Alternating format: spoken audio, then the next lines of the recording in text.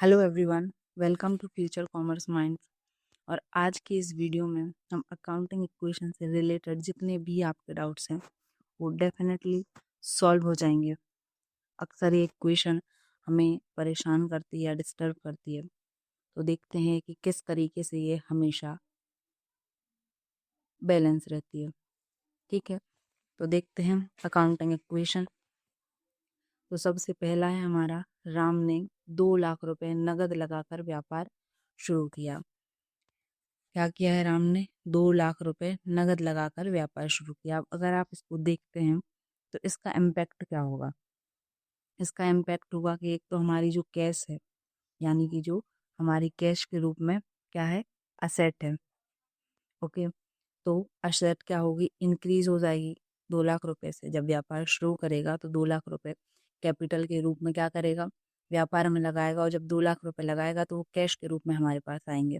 तो एक तो असेट के रूप में क्या हो गया, हमारे पास 2 लाख रुपए आ गए।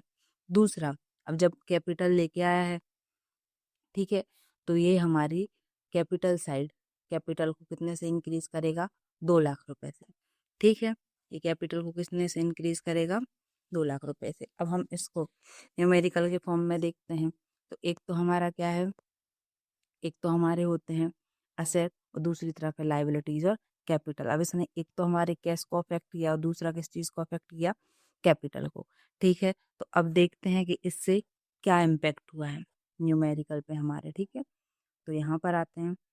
तो सबसे पहले हमारा जो कैश है वो कितना हो गया, 2 लाख रुपए, और जो कैपिटल है वो भी कितनी हो गई, 2 लाख रुपए। इस तरीके से हमने देखा कि दोनों तरफ हमारी जो इक्वेशन है वो बैलेंस है। 2 लाख रुपए असेट की तरफ भी है और 2 लाख रुपए लाइबिलिटीज और कैपिटल की तरफ है।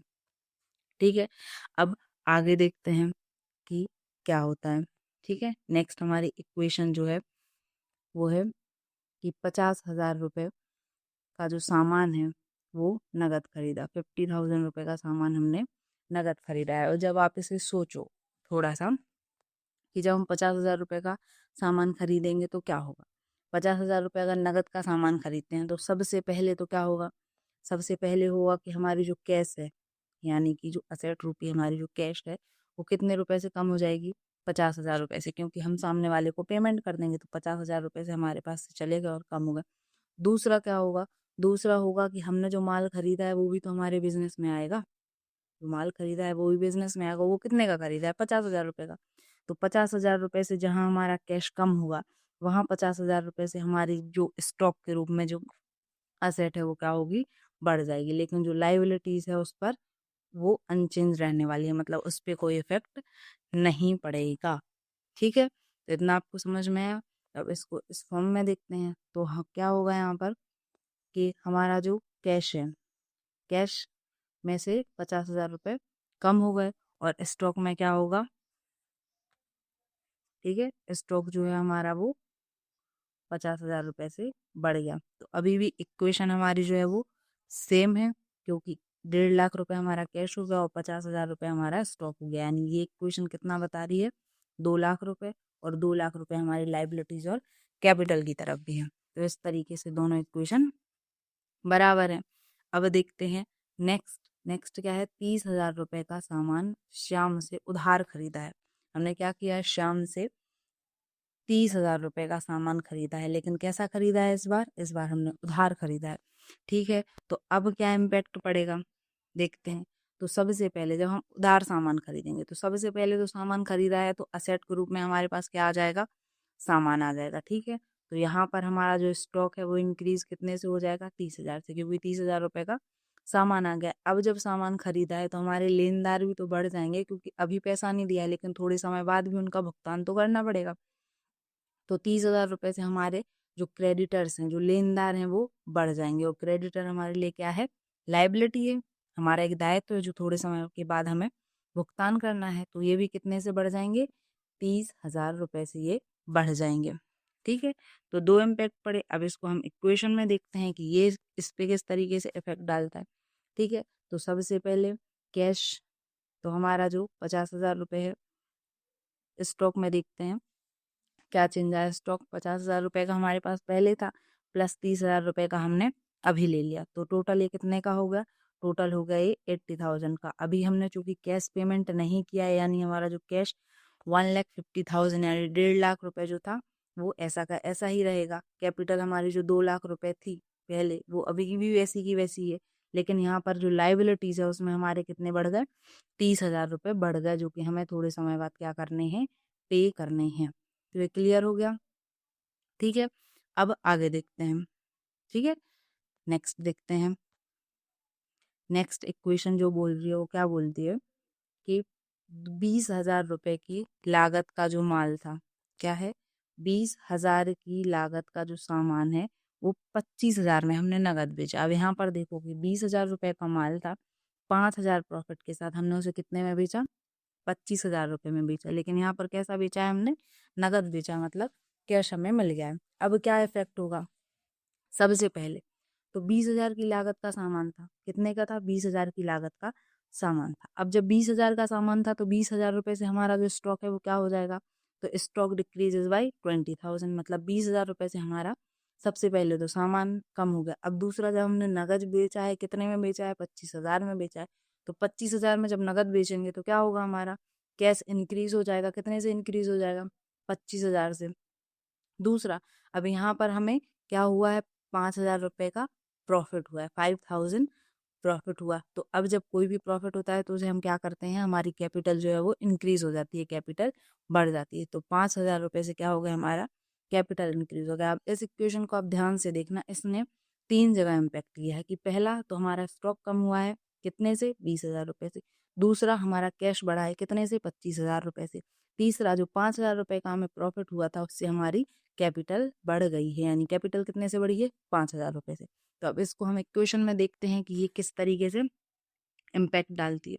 ठीक है, तो यहाँ पर देखते हैं हम कि हमारी जो लाइबिलिटीज हैं, ठीक है, हमारी जो लाइबिलिटीज हैं वो कितनी है, 30,000 रुपए की, और कैपिटल कितनी है, 2 लाख रुपए की। आगे देखते हैं। ठीक है, अब यहाँ पर क्या हुआ है, सबसे पहले आप देखो हमारे पास कैश कितना था, कैश था हमारे पास 1.5 लाख रुपए, 25,000 रुपए और उसमें ऐड हो गए क्योंकि हमने सामान बेच दिया ना 25,000 रुपए का, तो 25,000 उसमें ऐड हो गए, तो ये कितना हो गया, 1,75,000 रुपए। दूसरा, हमारा माल कितने का हो गया था, 80,000 का, जिसमें से 20,000 रुपए हमने का क्या किया, माल सेल कर दिया यानी बेच दिया। तो अब हमारे पास माल कितने का बचा है, 60,000 रुपए का। तो टोटल हमारे पास 1,75,000 रुपीज जो है वो कैश है, और यहाँ पर क्या है, हमारे पास 60,000 रुपए का स्टॉक बचा है, यानी ये हमारी टोटल असेट साइड है। दूसरा, यहाँ पर देखते हैं तो यहाँ पर 2 लाख रुपए तो हमारी कैपिटल थी, और 2 लाख रुपए में 5,000 और गाय के जुड़ गए, हमारे प्रॉफिट के जुड़ गए, तो टोटल कितना, 2,05,000 रुपए हमारी कैपिटल हो गई। वो 30,000 के जो क्रेडिटर थे वो ऐसे के ऐसे ही रहेंगे। तो अब आप इन दोनों को देखोगे तो दोनों की वैल्यू बराबर है। ठीक है, अब नेक्स्ट देखते हैं। नेक्स्ट क्या है, यहाँ पर दुकान का किराया हमने कितना दिया है, 8,000 रुपये नगद हमने दुकान का किराया दिया है। ठीक है, अब इससे क्या होगा, जब किराया देंगे हम, तो किराया देंगे सबसे पहले तो जब कैश में दिया है तो हमारा कैश कम हो जाएगा, तो कैश डिक्रीज बाय 8,000, 8,000 रुपये से हमारा क्या हो गया, कैश कम हो गया। दूसरा, हम आगे देखते हैं तो जब भी कोई खर्चा होता है तो वो हमारी कैपिटल को अफेक्ट करता है, मतलब कैपिटल को कम करता है। ठीक है, यदि कुछ हमें इनकम वगैरह होती है तो उससे डायरेक्ट हमारी कैपिटल बढ़ती है, और अगर कोई एक्सपेंस होता है तो उससे कैपिटल हमारी घट जाती है। तो यहाँ पर जब 8,000 रुपये हमने रेंट दिया है तो इससे हमारी कैपिटल क्या हो गई, डिक्रीज हो गई, कितने से, 8,000 से। अब इसको हम देखते हैं कि हमारी इक्वेशन पर क्या इफेक्ट पड़ रहा है। तो सबसे पहले कैश जो है हमारा कितना था, 175, ठीक है, 1,75,000 रुपये था, जिसमें से 8,000 रुपये हमने कैश दे दिया तो ये इतने से कम होगा। दूसरा, हमारी कैपिटल कितनी थी, 2,05,000 रुपये से, जिसमें से हमने 8,000 रुपये कम हो गए हमारे, क्योंकि हमने एक हमारा एक्सपेंस था जिसका हमने पेमेंट किया है, तो इससे कम होगा। अब देखते हैं कि ऑल ओवर हमारी इक्वेशन पर क्या इफेक्ट पड़ा है। तो यहाँ पर देखो आप, 1,67,000 हमारे पास क्या बचा है, कैश बचा है, 1,67,000 कैश बचा है, 60,000 का स्टॉक बचा है, 30,000 रुपये जो है वो क्या है हमारे, 30,000 रुपये हमारे पास लाइबिलिटीज हैं, और 1,97,000 क्या बची है हमारी कैपिटल। अब आप इनको जोड़ दो तो कितना हो जाएगा, देखिए जोड़ के बताती हूँ, यहाँ पे, यहाँ पे, यहाँ पे, ठीक है, उसके बाद 7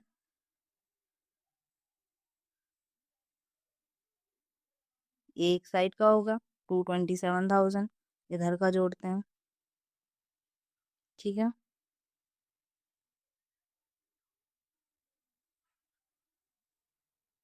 तो ये भी कितना हो गया 227,000, मतलब 2,27,000 रुपये। और ये हमारी इक्वेशन क्या है, बराबर है। ठीक है, तो होपफुली कि आपको ये समझ में आया होगा। If you like the video, please subscribe the channel, comment and also share. Thank you so much.